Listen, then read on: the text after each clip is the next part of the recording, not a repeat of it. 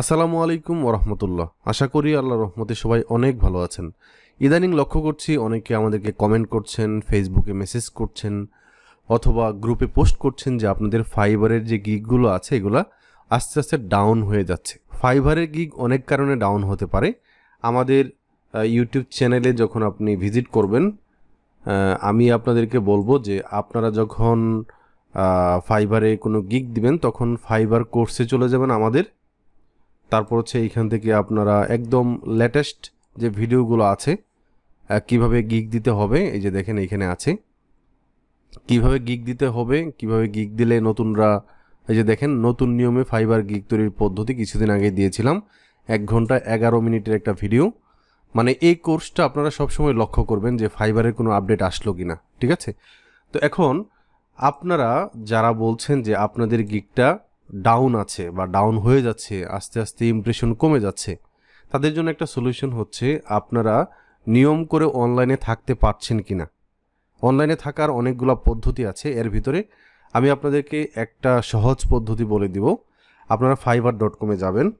আমি আমার একটা ডেমো অ্যাকাউন্ট দিয়ে দেখাচ্ছি। fiverr.com-এ যাওয়ার পর এইখানে সুইচ টু সেলিং নামে যে অপশনটা আছে এইখানে ক্লিক করবেন এবং এইখানে লেখা থাকবে হচ্ছে সুইচ টু বাইং, ঠিক আছে? এই অবস্থাতে আপনারা ড্যাশবোর্ড এটাকে নতুন ট্যাবে ওপেন করবেন, মেসেজে ক্লিক করবেন, ইনবক্সে ক্লিক করবেন, সি অল ইনবক্স এটাকে নতুন ট্যাবে ওপেন করবেন। তাহলে ড্যাশবোর্ড গেল, মেসেজ গেল এবং মোড থেকে আপনারা বায়ার রিকোয়েস্ট যে অপশনটা আছে এটাকে নতুন ট্যাবে ওপেন করবেন, ঠিক আছে? তো প্রথম হচ্ছে ড্যাশবোর্ড, তারপর হচ্ছে মেসেজ, তারপর হচ্ছে বায়ার রিকোয়েস্ট। ওকে, এই 3টা ট্যাব ওপেন করার পর আপনারা একটা এক্সটেনশন ইউজ করবেন। এক্সটেনশনটা হচ্ছে আপনার অটো রিফ্রেশ প্লাস। ওকে, আপনি যদি শুধুমাত্র একটা ট্যাব ওপেন করে রাখেন এবং অটো রিফ্রেশ প্লাসটা অন করে রাখেন তাহলে ফাইবার অনেক সময় রোবট হিসেবে ধরে আপনার গিগটা রেস্ট্রিকশনে যাইতে পারে। সো আপনারা 3টা ট্যাব ওপেন করবেন এবং এইখান থেকে আপনি গুগলে সার্চ করলেও পাবেন অথবা ভিডিও ডেসক্রিপশনে আমি লিঙ্কটা দিয়ে দিব। অটো রিফ্রেশ প্লাস লিখে সার্চ করবেন এবং এইখানে প্রথম যে এক্সটেনশন আছে chrome.google.com এইটাকে ওপেন করবেন নতুন ট্যাবে। আমার এখানে অলরেডি অ্যাড করা আছে, এই যে দেখুন এইটা।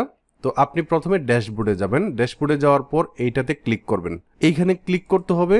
ক্লিক করার পর এইখানে যে 3 নাম্বার যে অপশন আছে এটা সিলেক্ট করা থাকবে এবং এইখান থেকে 10 মিনিটের জায়গায় 5 মিনিট দিবেন, দেন হচ্ছে স্টার্টে ক্লিক করবেন এবং এটা কিন্তু 5 মিনিট পর পর আপনাকে কি করবে, এই ড্যাশবোর্ডে নিয়ে আসবে এবং রিফ্রেশ করবে।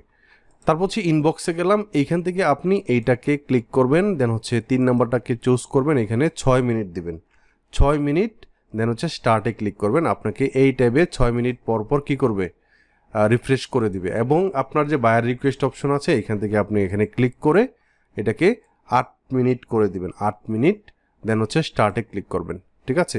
শুধুমাত্র আপনি যদি একটা ট্যাব ওপেন করেন এবং এটাকে একটা ট্যাবে রাখেন তাহলে অনেক সময় আপনাকে প্রেস অ্যান্ড হোল্ডে নিয়ে যাবে, ভেরিফাই করার কথা বলবে, রেস্ট্রিকশনে নিয়ে যাবে।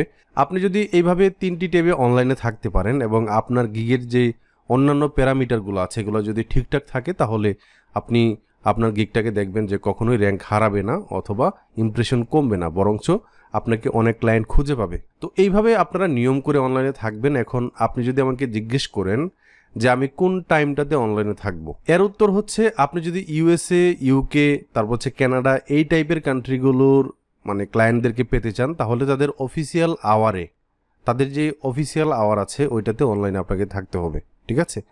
এটা বাংলাদেশের সময় সন্ধ্যা থেকে ভোর 5টা 7টা পর্যন্ত এরকম আর কি, ঠিক আছে? তো আজকের ভিডিওটি এ পর্যন্ত। সবাই ভালো থাকবেন। আশা করি ভিডিওটি ভালো লাগে সবার সাথে শেয়ার করে দিবেন। আল্লাহ হাফেজ।